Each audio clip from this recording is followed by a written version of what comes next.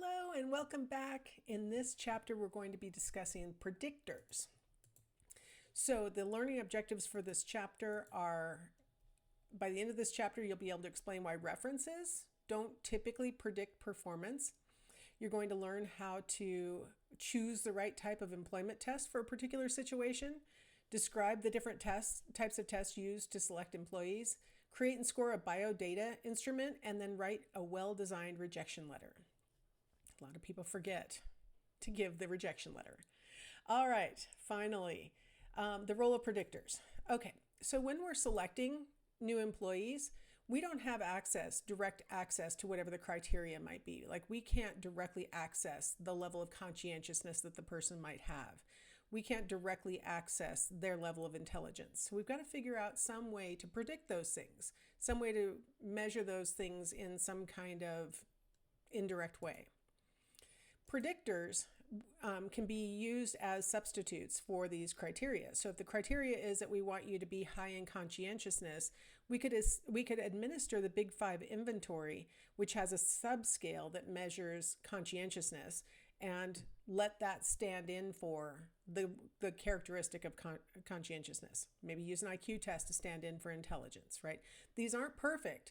We can always argue that our predictors are not accurately measuring the criterion. That is definitely a problem. Is it a valid test of the so-called criterion? I mean, that's a problem. But it's sort of a stand-in. It's something that we can do right now. And that would enable us to forecast the performance, right? Would this person who scores this way on the subscale of conscientiousness on the Big Five inventory, does that person actually behave in a conscientious way at work? So that's what we're trying to do with predictors, right? We're trying to aid selection by using predictors to forecast the actual criteria of concern. So one of the predictors that we might use would be letters of references or letters of recommendation. This is something that I just pulled off the internet, kept it a little bit blurred because it's not a real thing. And so don't read the letter in the background. The idea in the letter in the background is the idea that a person who knows the candidate tells us what they know about that candidate that might be relevant for the position or for the training that they're going for. I write a lot of letters of recommendation for graduate school, for example. And in my letters, I try and address those characteristics that I know of that the student has displayed at school, either in my classes or maybe having worked in my lab or something like that, that I think would be relevant to success in grad school. And that's what letter writers tend to do, right? Let's start with, why do we like to use references and recommendations as a predictor? Why is this a popular strategy? It's a very popular strategy. If you've ever applied for a job, they probably asked for recommendations, either phone numbers and they're going to call, or email addresses and they're going to message them, or they might have asked you to submit letters and maybe gave you an address or a URL for them to do that, right? Like, why is this so important? Why do so many different entities use this? Well, one reason is to confirm details on a resume. A lot of people engage in resume fraud. They say they have skills. They say they have publications. They say that they are a certain way, or that they have an employment history that turns out isn't true. And so a lot of times letters of recommendation or references can clarify those things. If the recommender says, I don't know who this person is, that's a pretty bad sign. Or, yes, they worked for us, but not in the way that they're telling you that they worked for us. No, they didn't have that job position. Like that would help us to recognize resume fraud. A lot of times there's no other way for us to know. A lot of like employment history and those things, those are privately held pieces of information. Like, how would you otherwise, besides the candidate telling you and then their recommender telling you, how would you ever know otherwise whether what they're saying is true as far as their employment history? Things like claiming publications that they don't really have, those things might be verifiable, right? Like, look it up, see if that publication is actually out in the world. So some of them are objectively confirmable, but some of them we have to rely on the recommender. 25% of employers in the UK withdrew job offers in 2017 due to resume fraud. That's a lot. 25% had made job offers, but then when they follow, a lot of times they don't check your references until they're ready to hire you. Like, why waste your time, the time of the recommender, and our own time to talk to the recommender when we're not even going to offer you the job? But once we're finally to the place where we're going to offer you the job, we follow up with the recommenders. And 25% of the time they withdrew job offers based on stuff that was said by the recommenders. That's not very good. 23% of employers in the UK fired current employees in 2017 due to resume fraud. So that means that they actually went through the process, hired the person started working there, and then the resume fraud was discovered and they were fired as a result of that. So if we add those two things together, we're at 48% of applicants and or new hires ended up being fired for resume fraud. Like, I don't know if we can add it together, if we're supposed to like average them. I'm not sure, but my goodness, that's a lot. Checking for discipline problems. Things that oftentimes are mentioned by references are things like poor attendance. The employee says, hey, I was a great employee and I did really well and I only left the job because I was looking for something better. And the truth is the recommender is like, they did okay. They, were frequently absent, but not so bad that it was worth firing them over. And that's something that maybe a new hiring agency would like to know, that, you're not necessarily going to see them every day like you would expect. No applicant is going to say, and I was accused of sexual harassment, right? Like, no applicant's going to say that. But a recommender might mention that, well, he was being looked into or she was being looked into for sexual harassment. Maybe they had been used violent words or violent acts at work. They're not going to mention that in their own application materials, but their recommender might bring it up. And then negligent hiring. We are trying to avoid negligent hiring. You don't want to hire somebody who has a history of sexual harassment or a history of violence or a history of poor attendance if you could have done a little due diligence and found out. I mentioned in the last chapter that I worked for a major bank in the mortgage lending division, and we had an employee in the mailroom who, come to find out, had a history of sexual assault, had served time for that. And it came to light in a very graphic and horrible way that ended in his, anyway. So he, after it was over and we were all kind of going through grief counseling, let's just cut to the chase. One of my coworkers brought up the issue of, if he had been in prison for sexual assault in the past, what was he doing working on a floor that was completely occupied by females? If you counted up the number of males, there was about 100 employees on the floor. The vice president in charge of everything was male. As I already mentioned, the appraiser and the VIP loan processor was male. And then this mailroom person was male. And everybody else in the entire building was female. And they hired somebody with a history of actual conviction and time served for sexual assault. And I was really impressed that my colleague brought this up, because I had thought about it, but I was really young and I didn't have the nerve to say anything. But why did you hire somebody like that? And another employee said, had he served time for something involving money, this being a bank, you probably wouldn't have hired him. But why did you hire him with this? Like, that's negligent hiring.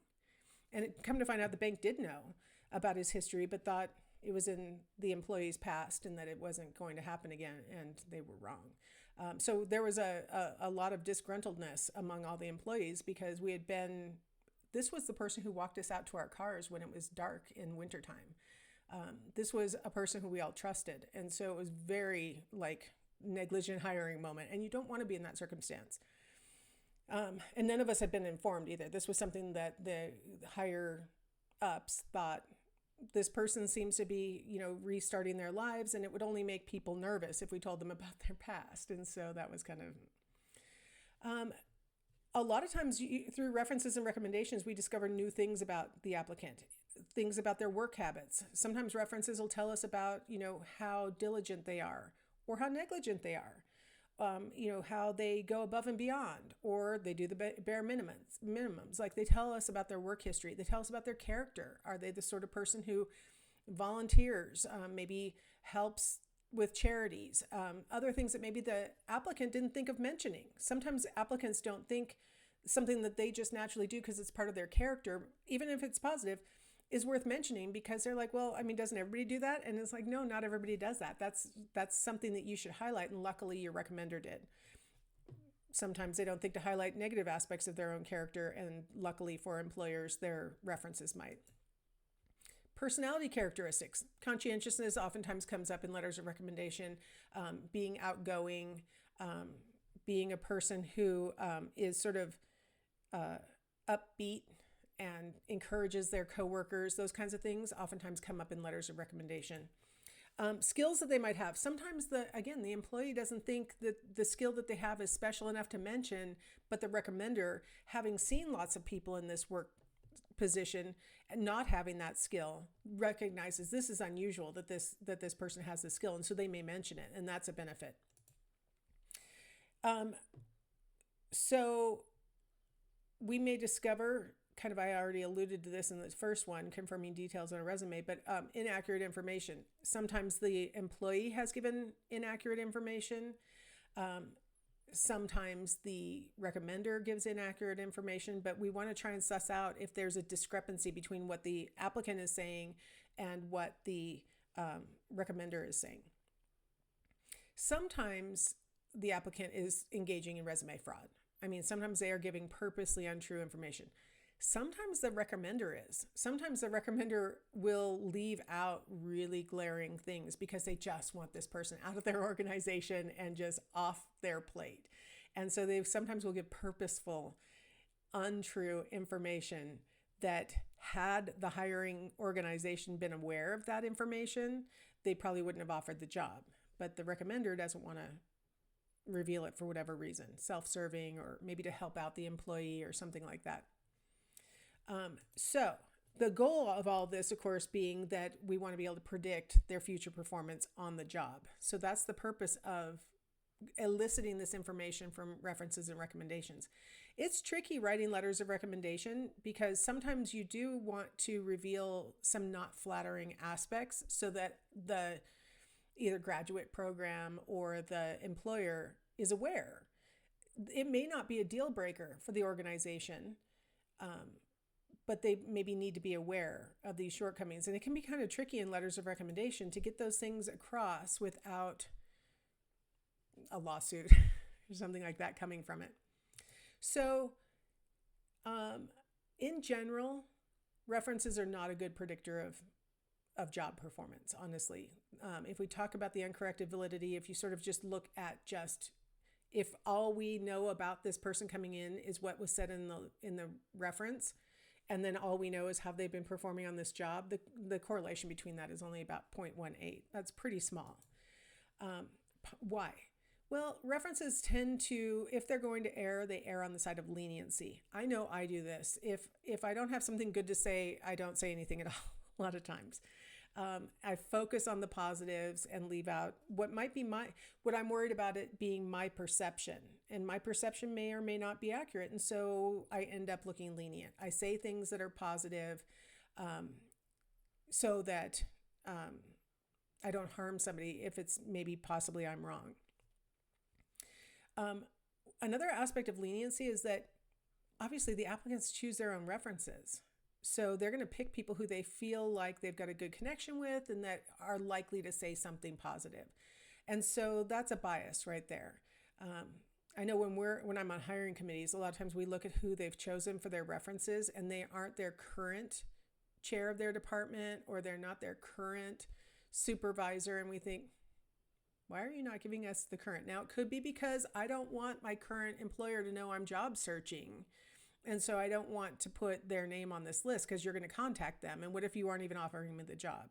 So you can't infer a ton from the fact that they don't give their current employer, but it could be that they're choosing their own references and they don't want you to talk to that person.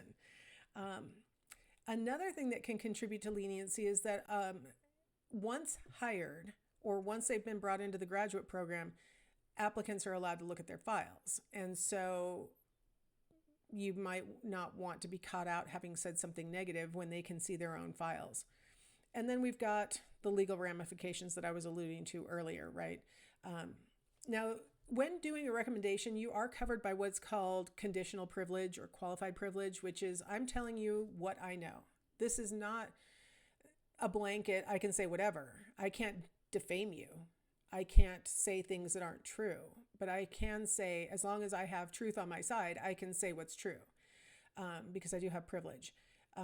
So we don't want to be defaming applicants. We want to say things that are true, and maybe we want to avoid things that are not objectively true, right?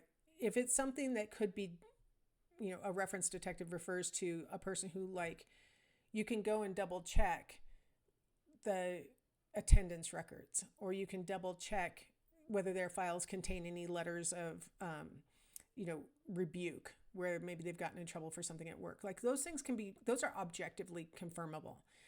What I'm saying could potentially be defamation is where it's your opinion, right? Well, he's a jerk. Like, that's not objective. That's something that's in the eye of the beholder. So we want to make sure that we're not defaming people. We don't want to say that the person has a drug habit and we don't know that they have a drug habit, or those kinds of things. So former employers wisely don't tend to do those things because they realize that's defamation and it could come back on me. We don't want to do negligent references where we send a glowing, they're the greatest, you would be lucky to have them, when we know full well that they've got giant problems in their background. So those are some of the things that can contribute to leniency with regard to those issues. Now, the knowledge of the applicant, right? The supervisors and the professors who do these references, they only know a narrow band of behavior. They don't know everything that's been going on. References are low in reliability. If you have 2 letters of reference from the same person for 2 different people, the reliability between what they say about 2 different people is greater than what 2 different people will say about the same applicant. So the same applicant elicits different references from people than the kind of reference that the same person writes about a variety of people. I know that my letters are like that. I know that's for sure because I focus on the same things. So those are problems. And then, of course, there's all sorts of extraneous factors that can contribute to references not being a very good predictor of performance. There's all sorts of other things that go on with it. And so probably not our best predictor, but it's something that I think every job feels obligated to do. Every job feels like if we hire somebody who turns out to be a bad match or a bad person or something like that, and we didn't do letters of reference, maybe we would have found out. Maybe the recommenders would have told us. And so then they feel like they haven't done their due diligence and this was a negligent hire, right? So I think letters of recommendation will continue to be part of the hiring process, even though they're not the best predictors. I did put this little note where references who like the applicant tend to write longer letters than referees who either don't really know them or who don't like them. Because like I said, if you can't say anything nice, don't say anything at all. So next thing you know, you're saying, yes, they worked here and haven't been fired. Thank you very much. Like I have nothing nice to say. That's going to be a very short letter. So that's another issue. That's like a good example of an extraneous factor. All right. So let us go ahead and break here and we'll come back and talk about what tests are and how they can be used.